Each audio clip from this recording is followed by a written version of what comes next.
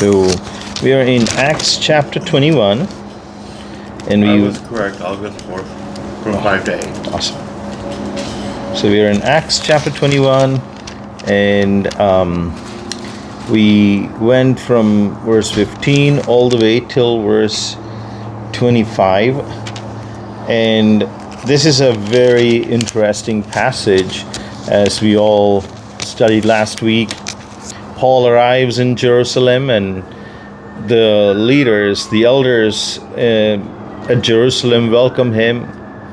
And then Paul explains and gives them a report of what God is doing among the Gentiles.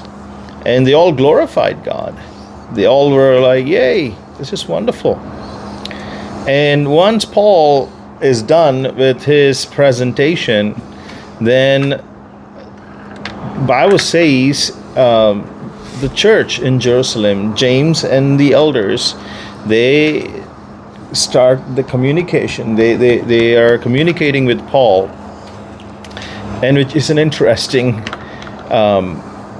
communication. If you look at it, they say that they have heard, or the church in Jerusalem heard rumors about Paul. And what are the rumors? They heard about Paul. The rumors are Paul is saying, ignore the law. Paul is saying no circumcision. Paul is saying no customs.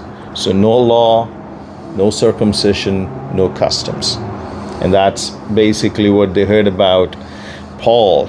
He teaches against these things. He says you don't need the law, you don't need circumcision, you don't need to follow any Jewish customs. And then they gave him a suggestion and advice. What is it they asked him to do? They said, we want you to do this.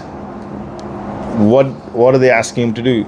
That you would take some of the brethren who made a vow, so that you take them and pay for their purification rites.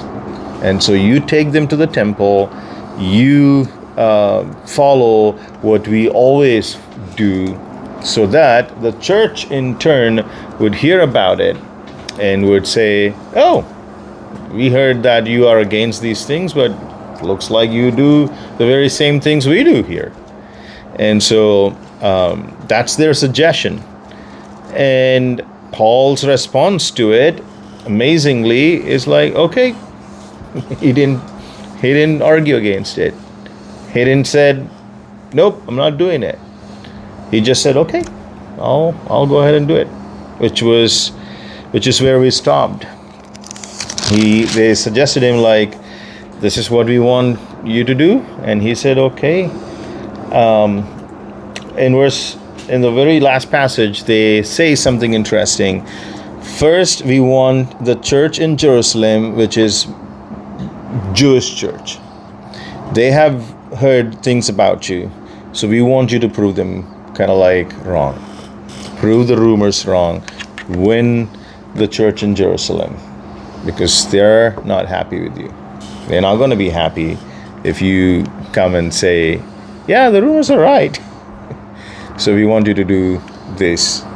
And if you're concerned about the Gentile church, what would happen to the Gentile church? We have already written a letter to them.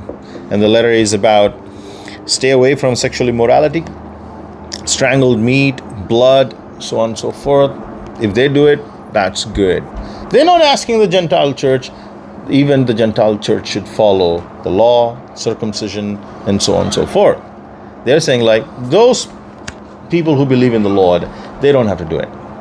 If they could just stay away from blood, stay away from strangled meat, stay away from sexual immorality, they're good. And I looked at it, and we all looked at it, and we studied it. It's a very interesting passage, which is like, how do you deal with a passage like that? If you're looking into it, and if you are well versed in Christian faith and Christian gospel, then you have a lot of questions jumping at you. It's not like, oh, another passage, let's go to the next passage. You're like, I just don't know how to move away from this passage. I want to see what's this passage actually doing in the scriptures. Paul comes, James addresses, do this, Paul, and then Paul's response is in verse 26 on, which we're going to read now. But Oscar, if you can read from verse 26, please, till verse 36. Then Paul took the men, and the next day, having been purified with them, entered the temple to announce the expiration of the days of purification, at which time an offering should be made for each one of them. Now when the 7 days were almost ended, the Jews from Asia, seeing him in the temple, stirred up the whole crowd and laid hands on him, crying out, "Men of Israel, help! This is the man who teaches all men everywhere against the people, the law, in this place. And furthermore, he also brought Greeks into the temple and has defiled this holy place. For they had previously seen Trophimus the Ephesian with him in the city, whom they supposed that Paul had brought into the temple. Then all the city was astir, and the people ran together, seized Paul, dragged him out of the temple, and immediately the doors were shut. Now as they were seeking to kill him, the news came to the commander of the garrison that all Jerusalem was in an uproar. He immediately took soldiers and centurions and ran down to them. When they saw the commander and the soldiers, they stopped beating Paul. Then the commander came near and took him, and commanded him to be bound with 2 chains, and he asked who he was and what he had done. And some among the multitude cried one thing and some another. So when he could not ascertain the truth because of the tumult, he commanded him to be taken into the barracks. When he reached the stairs, he had to be carried by the soldiers because of the violence of the mob. For the multitude of the people followed after, crying out, "Away with him." And so after that sit down conversation with James and the elders, Paul agreed. And Bible doesn't say anything other than then Paul took the men, the advice, of take these people, pay for their purification rites, so that everybody would look at it and say, yeah, you're part of us. There's no change in you. You do exactly things the way we do them. And so Paul took the men, and the next day, having been purified with them, so he is also participating like these men are. And so he has been purified with them. So in other translations, it says like they were all shaved. So he probably got shaved, and all of the rituals were followed and stuff. Entered the temple to announce the expiration of the days of purification. So this is the day after when he got the he participated in the purification rites. He entered to announce the day when these rituals would come to an end and when they would make an offering for each one of them. And so he went in to say, hey, we finished this process and we're going to have 7 days. And on this day, it is going to be complete. And that's the day I'm coming here to let you know so that you are aware when we will be here and so on and so forth. And so Paul walks into the building and expresses. He walks into the temple and he's probably addressing a priest at this point. And he's saying like, this is what you want to do. And verse 27 talks about, when the 7 days were almost ended, the Jews from Asia, seeing him in the temple, stirred up the whole crowd and laid hands on him. Who are these people? These are the same people that didn't believe in the gospel. These are the people that caused trouble to Paul and to his companions and to the church. And these are the people, that found Paul. And they were in Asia, and now they are in Jerusalem, just like Paul, and they haven't stopped their work. Just like Paul is, willing to die for Christ, these people are also kind of like at the same time. We are willing to die. We are willing to kill you, Paul, because you stand for Christ. And so, seeing him, they stirred up the whole crowd and laid hands on him. They arrested him, did violence with him, crying out, "Men of Israel, help! This is the man who teaches all men everywhere against the people, the law, and this place, which is the temple.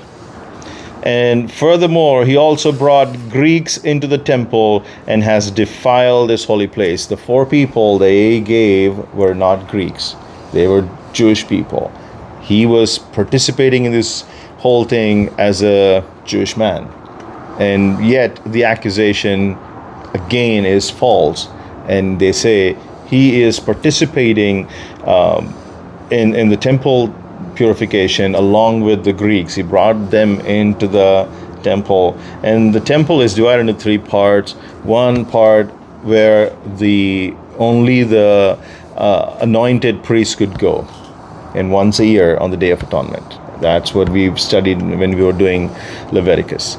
The second part is where the men go, and the women and the children and the Jewish people would come, sit, learn, teaching and all of that. The third part is where the Jewish people can come, participate, and so on and so forth. What the accusation they're bringing is they went beyond the boundary set for them into a place where they should not be. And who brought them there? They say Paul brought them there. Paul is in fault. But did Paul brought any? No. Why did they come to that conclusion? Because they saw, these men from Asia, the Jewish people from Asia, saw Trophimus, one of Paul's companions, in the city. And so they assumed, oh, I know this guy. He's from Ephesus. And so he must be with Paul. And I see Paul here. He must have brought them into the temple. This guy has no respect for our law, no respect for our people, no respect for the temple. So he must have brought them. So it's all assumption based. And so they arrested him. They created a whole scene. They asked people to help so that they could do something with Paul. And verse 30, Bible says, "And the city was disturbed. Jerusalem was disturbed." How many people did it took to disturb Jerusalem? Just one guy. One guy. City was disturbed, and the people ran together, seized Paul, dragged him out of the temple. I'm like, wow. Chaos. And immediately the doors were shut. The temple doors were shut. Now as they were seeking to kill him. Wow. No judge, no jury, no evidence, no trial, nothing. They just went from catching to killing. Right to executioner. News came to the commander of the garrison that all Jerusalem was in an uproar. He immediately took soldiers and centurions and ran down to them. And when they saw the commander, the soldiers, they stopped beating Paul. Wow. I don't know how long it took for the commander and the soldiers to show up. That whole time, this apostle was beaten, was bleeding. That's his condition. Everywhere he went, he faced persecution. The very first day when the message came to him from Ananias, Jesus said, "Here is somebody that I've chosen to suffer for my kingdom's sake, for my name's sake." I'm like, wow, he's suffering. Paul, why was Paul here in Jerusalem? Because the Spirit of God said, you got to be in Jerusalem. Wow. And he's in Jerusalem. He's beaten. He's getting beaten. Not by one or two, by a whole mob. Wow, that's unimaginable. Unimaginable. And he's getting beaten. Then the commander came near and took him and commanded him to be bound with 2 chains. And that just was a funny thing for me personally. I don't know about you. This man is getting beaten. And the commander comes and orders the man to be chained. I'm like, why? Where do you think he's going to run? Where do you think he's going to run? He's already beaten, wounded. And the crowd is surrounded. And with 2 chains, that would be the hands and the feet. Yes. And he asked who he was and what he had done. And some among the multitude cried, This is what he did. And another. The crowd itself didn't have an idea what he did. But yet they were beating him. I'm like, no wonder why people call it mob justice. There is no justice in it. Whatever they thought in that moment, they were doing it. They all ran. Nobody stopped to inquire and ask questions. They're just like, yeah, if he's in the center, everybody's beating him, he must have done this. And that's it. They all were saying different reports about him. When he could not confirm or ascertain the truth because of the tumult, he commanded him to be taken into the barracks.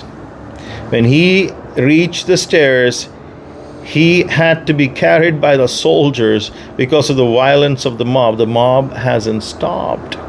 They're still trying to attack him violently. So the soldiers are the Secret Service. Yeah, they had to carry him. For the multitude of the people followed after, crying out, "Away with him. We don't want him. Get away. We want to get rid of him." Yes. That's the whole thing that took place within like 10 to 12 days of Paul being over there in Jerusalem. That's the whole scene. That's what it looks like. First, it was like a passage where the Jerusalem church suggested Paul to do something. Second, Paul, instead of kind of like standing up, saying like, nope, I'm not doing it, he somehow said, yeah, I'll do it. He did what they asked him to. And the next thing we know is beaten by the mob, arrested by the Romans, is almost in prison. And on his way into the prison, this is what happens in verse 37. Then as Paul was about to be led into the barracks, he said to the commander, "May I speak to you?" He said, "Can you speak Greek? Are you not the Egyptian who some time ago stirred up a rebellion and led the 4,000 assassins out into the wilderness?" Well, Paul said, "I'm not the one you have in your mind," because that's what the commander thought who he is. He said, "I'm not the one. I'm a Jew from Tarsus in Cilicia, a citizen of no mean city. And I implore you, permit me to speak to the people." He's beaten. The mob wants to kill him. And he wants to speak to the people when he's beaten and wounded and he's probably in pain. So when he had given... Reminds me of you. No matter how bad you're beaten, you still want to preach. So when he had given him permission, Paul stood on the stairs and motioned with his hand to the people. And when there was a great silence, he spoke to them in the Hebrew language, saying, wow. Paul's journey to Jerusalem is amazing. And Paul's stay in Jerusalem is just full of action. And this is what's going on. He got arrested. He wants to address the crowd. He wants to address people. What he wants to address, we will wait for it till next week. But your thoughts and your ideas on his journey to Jerusalem, his meeting with the church, and the whole ritual purification, and the mob stirring the whole crowd and getting him arrested and all of that. Your thoughts?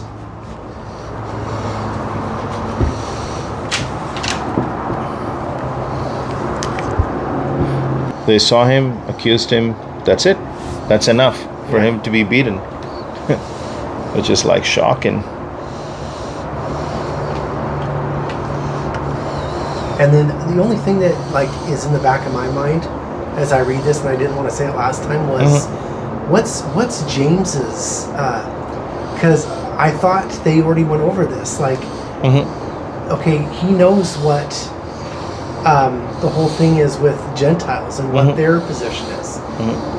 Why is it that you want to make the Gentiles keep something that they couldn't keep, but now he's trying to push Paul into going and doing something that he knows that isn't That's my whole understanding. Yeah. So that is a very, very good question, and Why isn't he defending Paul? That was the yeah, other part of it, sorry. yeah. The whole when the book was written, when Luke was writing this, what are your thoughts? Like, why is he putting this scenario there? He is going from town to town to town to town, and the Spirit of God, all through the Spirit of God, every church he visited were saying, you have prison time and suffering waiting for you in Jerusalem. Mm-hmm. And Paul said, I'm even willing to die for Christ. Don't stop me. Mm-hmm. Don't break my heart. I want to go. And he went to Jerusalem, and he gave them amazing report of all the churches that came into existence in this mission trip, and what all God has done, and great things he reported them, and they all glorified God. They didn't kind of look at it like, oh, okay. The Bible says they all glorified God. And then he adds this picture, a picture where Paul, who we all know wrote all these books in the New Testament, and if you go to his books in the New Testament, I can confidently pick Bible verses that talk and say, like, and I showed you last week, in Galatians chapter 2 verse 21, if righteousness is through the law, then Christ died for nothing. That's what Galatians 2:21 says. If righteousness comes through the law, then Christ died in vain. There is no reason for him to die, because you can achieve it through your observation of the law. But Christ died so that we who could not save ourselves by keeping the law could have God's grace and mercy so that we could be saved. And so clearly that was written by Paul. And you go to any New Testament book written by Paul, you would see the same concept, that it is not through the law, it is through Christ Jesus. It is not through circumcision, it is through faith in Christ Jesus. So Paul's gospel to everywhere is very clear. And was it Paul's own idea? Bible clearly says no, it is God who was working through him and establishing all the churches. And so we clearly know that. But yet when Luke puts this story in there, we clearly see one thing. He's not trying to, this is an historical narrative. This is history. He is writing history, the events that took place, and that's what he's reporting to Theophilus, or writing to Theophilus. And so he's saying, like, this is what happened when he went there, and this is what led for him to be arrested. And so in his mind, he's not trying to judge either Paul, he's not trying to judge James. He's just saying, like, this is an act that took place. Who was right, who was wrong, was not in Luke's mind. All Luke was looking at is, I am going to record an incident that took place that just changed a whole trip. And that's all he's recording. But we as the church, when we look at it, can we go beyond what is recorded? No, we cannot. Bible doesn't say, like, oh, James was clearly wrong. Or Bible doesn't say, like, why was Paul doing if James was clearly wrong? Right? Paul is not like an amateur who just started his journey. He's like an amazing Christian, right? A Christian who knows what the gospel is. And I'm not even saying, like, oh, he's the apostle, or let's say he's just a Christian. He knows what his faith is. And yet when James said it, it's like, for some strange reason, he said, okay, I'll do it. Why? Why are you doing this, Paul? I have no idea. What cause? And I can show scriptures that would support him, but that's just not gonna make any perfect argument. It's just like, to support Paul in this case, I want to claim, like, he said this over here to these people, so maybe he had that in his mind, so he wanted to do something in terms of that. But what Luke's point is, these are the events that took place, and this is why we are in this scenario, in this situation. And so he doesn't actually address why. He's only addressing what happened. Well,